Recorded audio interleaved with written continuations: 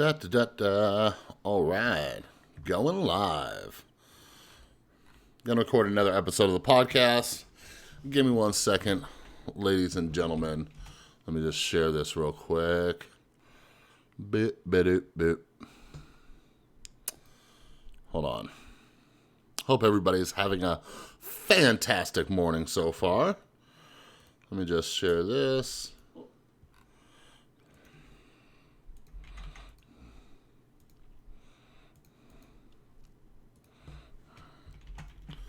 Live.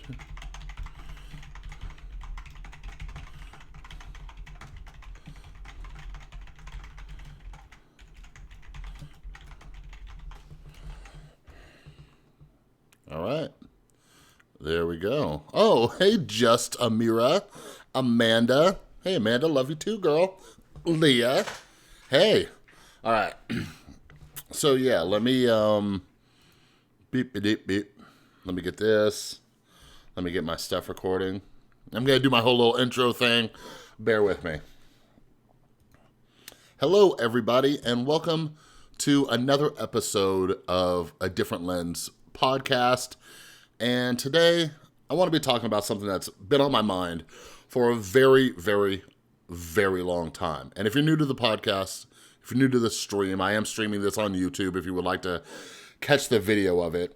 I'm still doing this in the early stages of the podcast to get some interaction and kind of see how people are taking it and everything like that. But anyways, what I try to do on this podcast is just talk about things that I find interesting and just my own thought processes, your own thought processes, and all of that good stuff. And today I want to talk about this idea of money versus morals. All right? So why has this come up? Why has this come up on my mind? Something that I see a lot of people talk about, or a comment that I see, not only on my social media, my videos, but I see it on other people's. I see this on other people's social media. I see it on Twitter and everything like that. And it's this idea of you're only doing this for the money. You're doing this because it gets you money, it gets you money, it gets you money, it gets you money, right? And I sit there, I'm just like, So one of the first ideas I want to talk to you guys about is I've noticed with people that people believe that other people are one-dimensional, okay? And here's what I mean by that. People would say, you're only doing this for the money, okay? That's one-dimensional. People don't believe that it's possible for somebody to do something for the money and to help people, all right?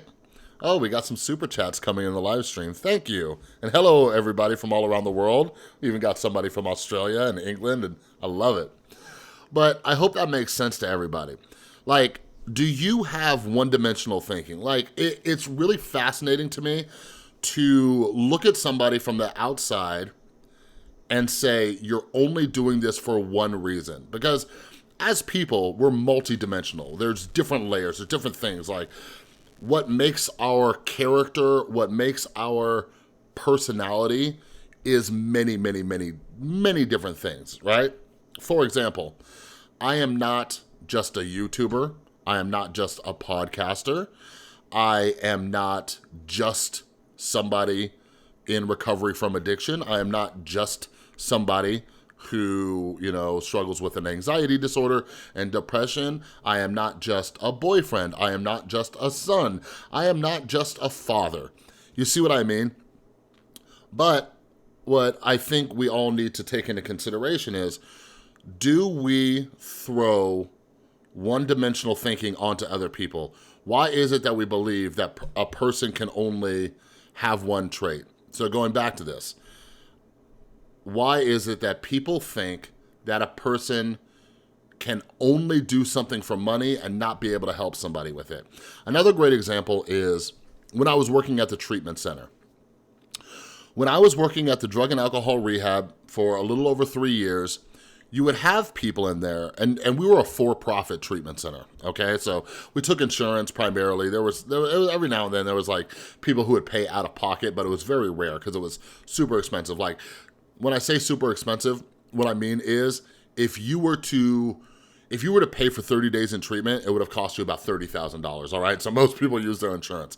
But I would hear clients say, and obviously the clients, you know, frustrated, like when you are trying to overcome addiction, you've typically ruined your life. A lot of people are like I was 7 years ago, where you don't want to get sober, but they would say, you're only doing this for the money.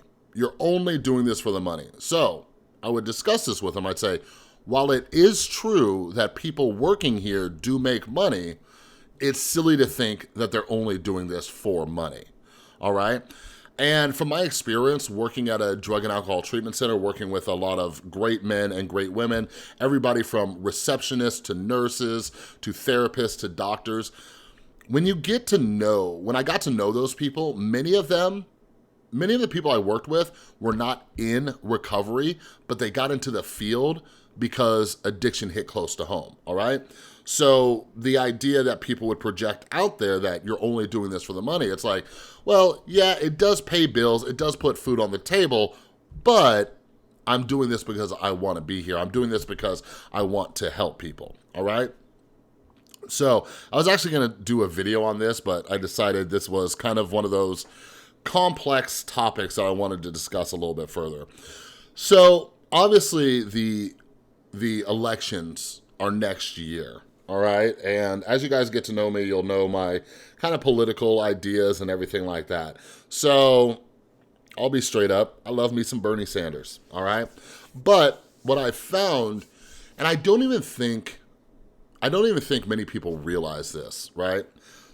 Like, I don't think people understand, like, why people are so against socialism. And it's because the idea is that some people put out there, for example, that if you make money, you are an inherently bad person.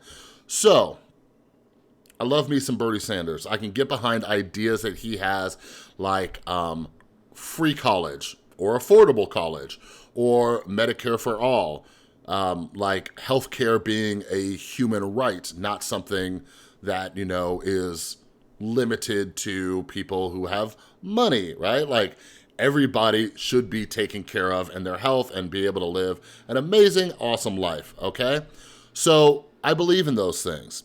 I also believe that, you know, there should be fair taxation, all right? I strongly believe in that. And although I don't think Bernie Sanders is as much of a socialist as people like to label him, there are people out there, right? There are people out there who are very far on that side, who say things like, obviously, money makes you a bad person. So what's tricky about this situation is that whole idea, the whole idea behind that is it something that people try to use against Bernie Sanders? So Bernie Sanders, obviously, he's been in the political game for a very, very long time, like since I was a frickin' baby.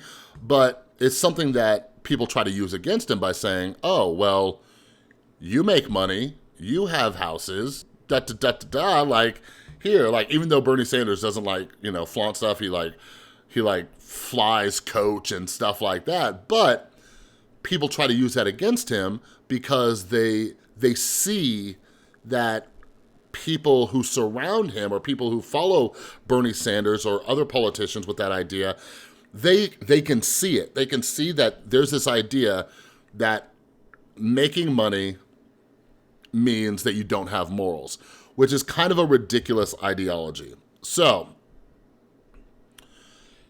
I like to take different things and break them down to the root, all right? Like, what are people really saying? What are people really saying when they're saying this? So, how do I want to phrase this? Like, when you're saying this, you're saying that people who make money are bad, all right? So the other thing that would come along with that idea is if people are making money are bad, then that means people who aren't making money are good, okay? Now, I just want you to sit back and think about that. Like, if we get down to that kind of like base idea, people who make money are bad, people who don't make money are good. Kind of silly if you think about it. So let's go back and let's look at history. So most people in 2019 believe in Darwin and evolution and everything like that. And let's talk about gorillas, all right? Let's just talk about gorillas. So what I love about scientists who study gorillas is gorillas being, our cousins, if you will. You can monitor their behavior and say, okay, you strip away all the money, you strip away social media, you strip away everything. Like, this is like people in their most primal who are acting off of very primal instinct. Well, there's been years of observation of tribes of gorillas where you see hierarchies put into place. And basically what they've found by monitoring many tribes of gorillas is they create their own hierarchies. And unfortunately, they do it by beating the ever-loving hell out of each other, all right? So it's almost like a pecking order, okay? So other animals do this too. There's a pecking order, right? And one gorilla beats the hell out of this gorilla, then that gorilla, he beats the hell out of another gorilla, and so on and so on and so on. Now he is the king of the tribe. He gets the lady gorillas, different gorillas bring him food and everything like that. So there is absolutely no money involved, all right? So if we look at the next steps in evolution, what about our old tribes where there was no currency? Just going back to the hunter and gatherer days, okay? You obviously had leaders of tribes, okay? So no money was involved. But there were people who were higher up on that hierarchical list, right? So when we look at that, when we look at human nature as a whole, we can no longer say that money makes people bad, right? So I just want you guys to think about that. So when I see people saying you're only doing this for the money, what I'm hearing is, and maybe it's my own screwed up mental filter, I don't know. When people are saying you're only doing this for the money, they're saying you're a bad person, you should do everything for free, right? And there's many other layers to this thing. Imagine if doctors did everything for free. Well, how would a doctor pay off the massive student debt they had for 7-10 years of college? How would they ever pay that off if they did it for free? You see what I mean? So that's where I get a little bit confused by this idea, to say you're only doing this for the money. So would anybody say that a doctor is only doing it for the money and a doctor doesn't like saving lives? Of course not. That would be silly, right? So I get it. I understand. But the problem I see with this is the us versus them mentality. I made a long Twitter thread yesterday because I was thinking about this while I was reading a book, this book that I'm reading. It's called Everything is Fucked. And one of the chapters, it's a great chapter. It's how to create a religion. And one of the sections in that chapter was creating this us versus them mentality. Okay. And this us versus them mentality can be very, very dangerous. Very dangerous. And what I was saying on Twitter was in worst case scenarios of us versus them, you get things like the KKK, right? In the worst cases of us versus them, you get things like the Holocaust. So I do not like creating groups of people I don't like that idea. Creating groups of people behind an idea of us versus them. And I feel that people are looking for a reason. People are looking for a reason because, like, let's be honest, there is oppression, right? There is racism, there is sexism, there is all of these other issues going on, right? But I feel when that narrative gets too loud, when that narrative of I'm being oppressed gets too loud, people start to negate their own logic, right? And I speak about this from a person who used to have this us versus them mentality. I thought that every problem that I had in my life was because of somebody else. It was because the system was holding me back. It's because my bosses were holding me back. It's because people in my life were holding me back. And I hate to say it, but the mentality that I was in was victim mentality. I feel like when these situations happen, when we are in a rough spot, when we are dealing with what every human deals with, which is suffering, we want to find somebody to blame. We need to find somebody who is to blame for why our life is not as good as we want it to be. And one of the easiest ways to do that is to say, you make more money than me, you're in power, you are the reason why I'm not succeeding. Now, while I'm not saying this isn't true, what I'm saying is the blanket statement of that creates an idea in one's head that holds them back.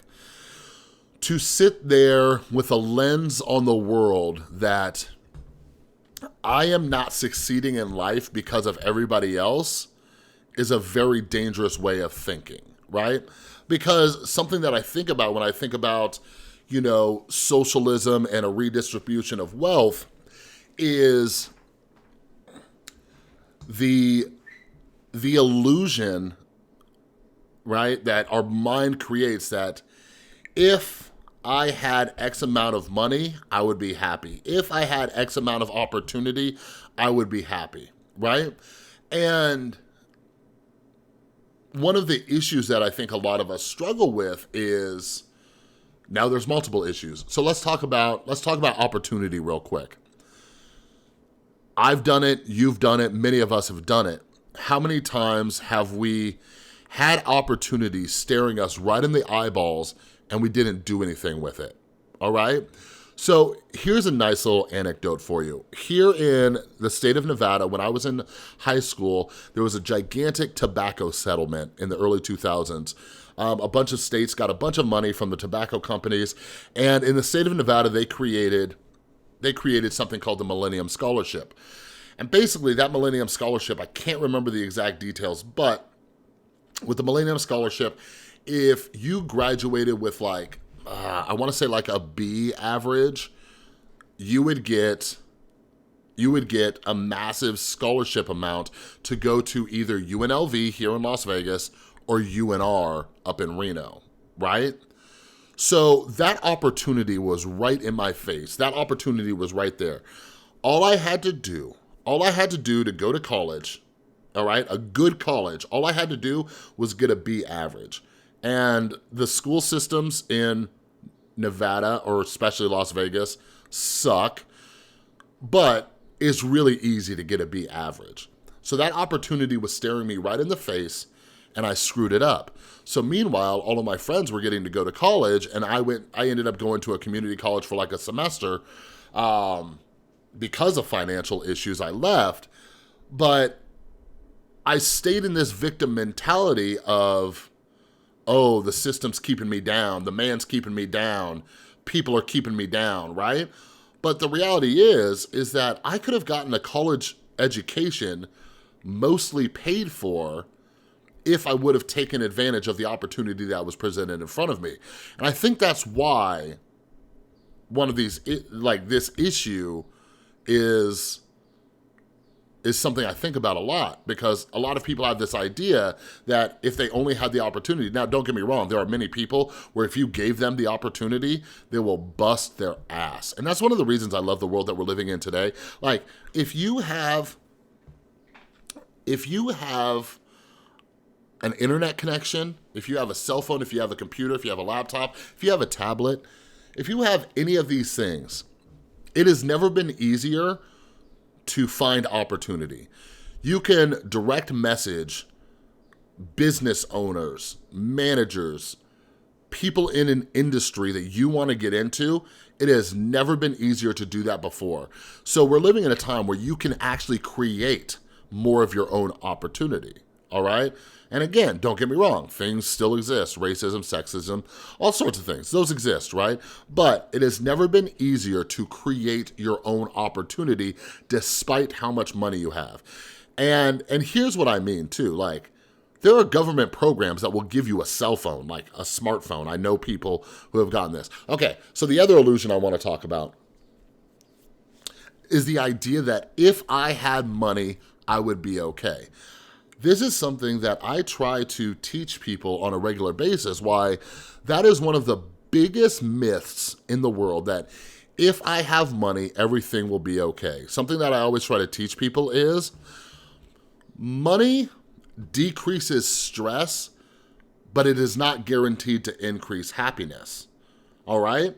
Like, I know a lot of people look at people who have money or power or whatever it is, and they're like, how can you not be happy? If I had that money, I'd be happy. And it's like, no, you wouldn't be happy, you would be less stressed. Now, obviously the argument is, well, less stress means more happiness. But what I'm trying to let people know is, it's not the happiness that you think it is, right? So here's a scenario. Let's say you have a relationship, let's say you have a difficult relationship with your mother, all right? Your mother is always yelling at you, screaming at you, and all that stuff, all right? And you think that if you make a bunch of money, hold on, I'm resizing my camera. If you make a bunch of money, then you could pay off all of your mom's debt, you could pay off all these things, and then your mom will quit yelling at you so much.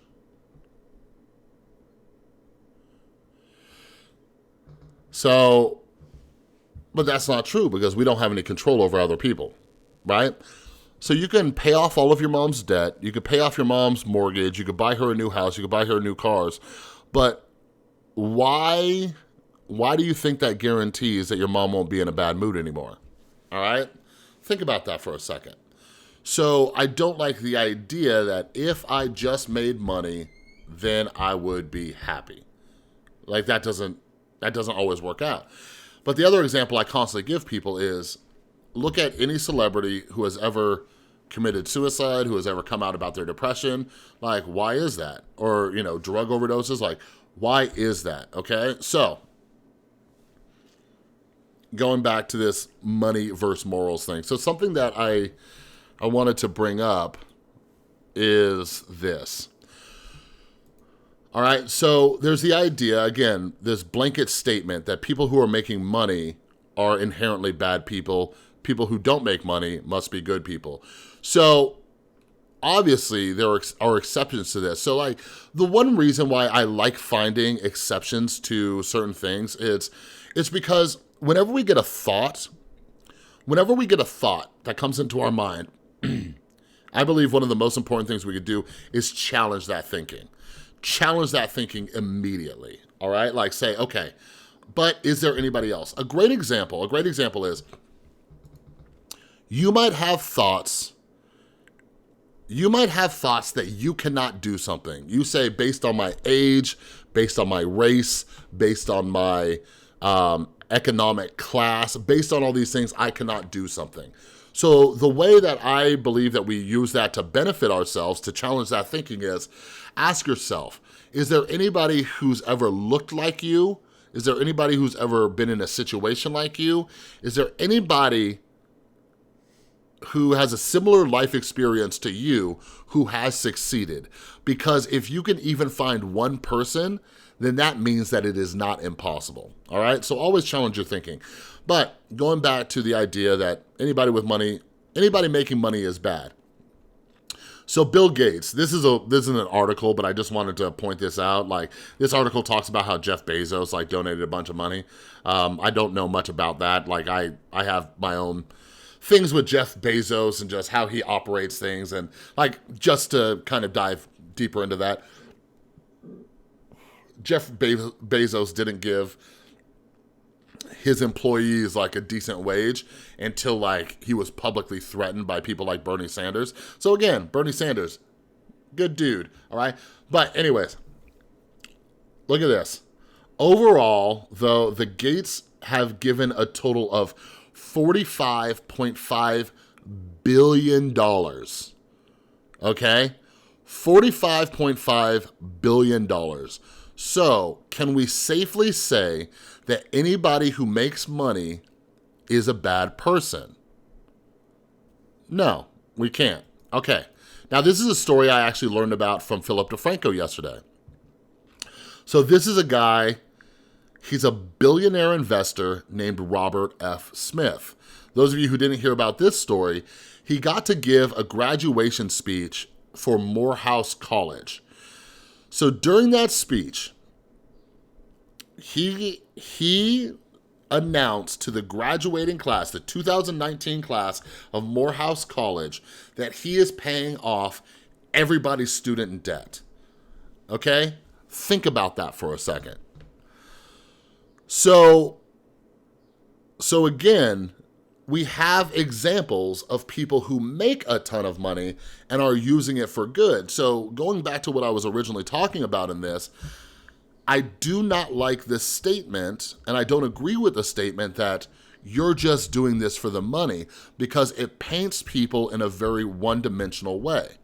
Why can't somebody be doing it for the money to then use that to do good things? And the reason why this type of ideology is dangerous is because I don't know how many people would admit this, but I think it holds people back. I think it holds people back. Like when you keep seeing people around you or in society in general saying things like just talking bad about people who make money and everything like that, like it kind of holds you back, right? It holds you back from making any type of money and doing what you want to do and maybe pursuing a passion or whatever it is.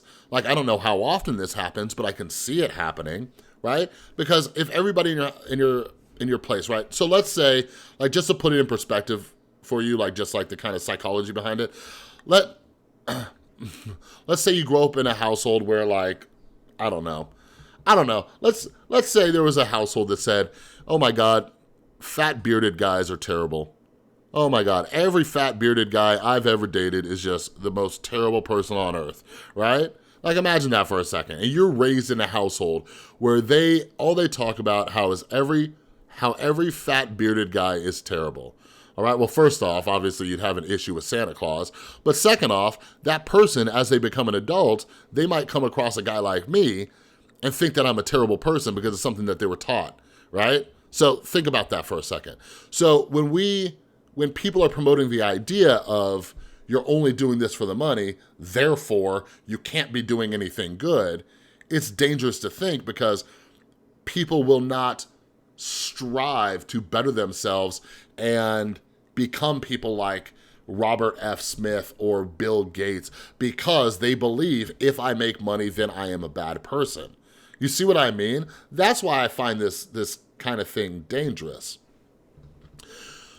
And the other problem I find with this idea that increase in money means decrease in morals is how many people out there How many people out there are trying to get out of their oppressive situation or their bad life? Maybe they had a bad family life, maybe whatever it is, right?